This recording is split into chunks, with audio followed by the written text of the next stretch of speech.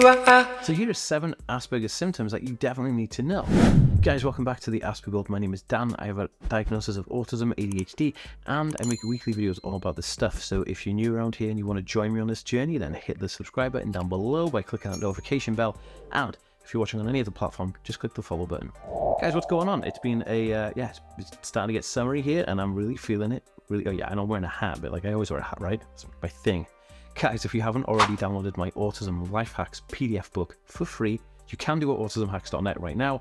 Okay, let's get into the video. So the first symptom or trait, as I want to call it, is difficulty with social interactions. So people with Asperger Syndrome will have mega difficulty with social interactions. This means that knowing like social cues, when's your turn to talk? When do you stop talking? What do you talk about? How far do you stand, away from somebody when they're talking?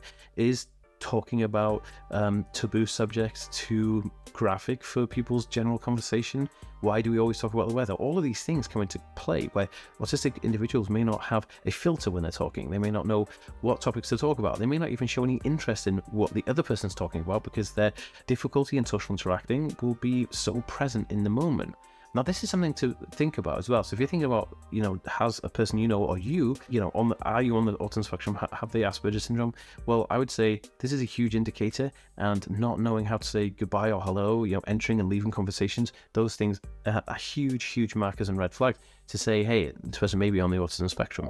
Okay, so number 2 is restricted interest and repetitive behavior. Oh my goodness. So people with Asperger syndrome typically will have like rigid interest in something. It could be like Star Trek or Star Wars or Marilyn Monroe or something, and they'll just really home in on that one thing and obsess over it. And they'll want to kind of have this same routine as well. So they might just like want to watch that same episode of Star Trek every Tuesday at that time, right? Or they'll want to sit down on the edge of the sofa and eat their cornflakes at that exact moment in time in that same space.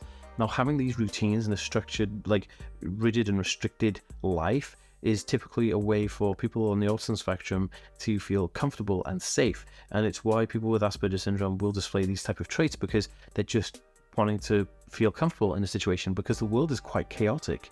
Now, this definitely is one of the most interesting ones because it comes with like an obsessive topic of interest, and that person on the autism spectrum will know everything about that subject and may never ever shut up about it.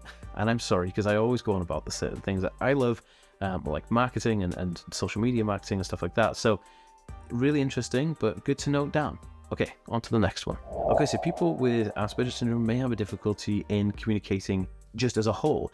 Now, I know I spoke earlier about like social interaction, because like socializing, going out for a beer and hanging out with friends, but literally just communicating is so difficult for people on the autism spectrum, and this could be verbal and non-verbal. They may not know how to convey themselves over written text like email. They may have an aversion from speaking on the telephone because they're not entirely sure how to speak on the telephone because it's quite a scary and difficult thing to do.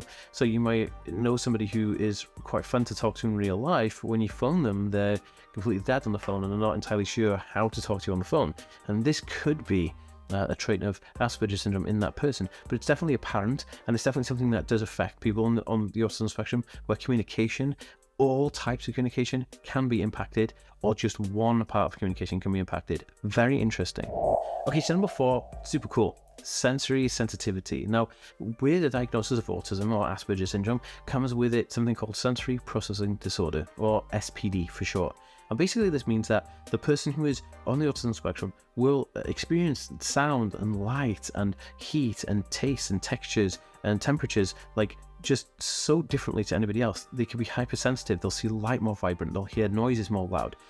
Textures of clothing will be more intense. So you might see people with Asperger syndrome wanting to wear headphones or put their fingers in their ears when they may hear loud noises, or they may want to wear certain comfy clothes or baggy clothes or tight clothes. There's a whole bunch of things that come with it, and I find this just so fascinating. And it's because the people on the autism spectrum will have this sensory processing disorder. It's how the outside world communicates their senses to them and how they feel it. And it's very interesting, but also is a dead giveaway for people on the autism spectrum. So number 5 is the rigidity and resistance to change. People on the autism spectrum, people diagnosed with Asperger's, will want to have that consistency to the life. They want to get up at 9, have their breakfast at 9:10, be in the shower by 9:30, and then they'll want to watch their favorite show at 10. They don't want any change to happen. And in fact, if the change does happen, what you're going to have is a huge overhaul of their emotions, and it will cause a meltdown or burnout or both at the same time, and this person will be distraught because their routine has changed. This is how important routine is to an autistic individual, and you'll notice that they don't want to change or deviate from that routine. Very interesting. Okay, so number 6 is quite an interesting one because it's difficulty with social imagination. Now, social imagination is the perspective of somebody else's emotions. So like somebody could be telling you a story about something and how they felt about it, and the person on the autism spectrum diagnosed with Asperger's will be like, I'm not entirely sure what they're saying, I'm not entirely sure what they mean by that, because the person explaining it is explaining it out of context. You know, it's not happened, it's not visible, there's a lack of a mass. So like if the autistic individual and that person experienced it together, they'd be able to understand it, but since they're getting a secondhand story from someone, it's quite difficult to really grasp that. And the social imagination is a huge difficulty for people on the spectrum, and is again a huge giveaway that the person is actually on the autism spectrum.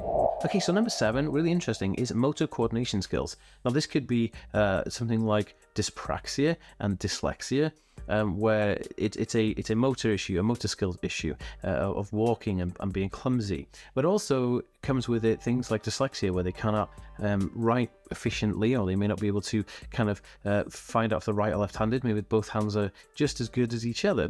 And the other one is fine motor skills. Like people on the autism spectrum, especially diagnosed with Asperger Syndrome, will have difficulty with fine motor skills, with pincer grip and writing and holding small things and small objects. This again is a huge giveaway to say, well, this person may be on the autism spectrum if they have everything else on this list. Now, if you want to learn more, make sure to hit the subscribe button and share this video if it's helpful to somebody else, and I'll see you in the next one, guys.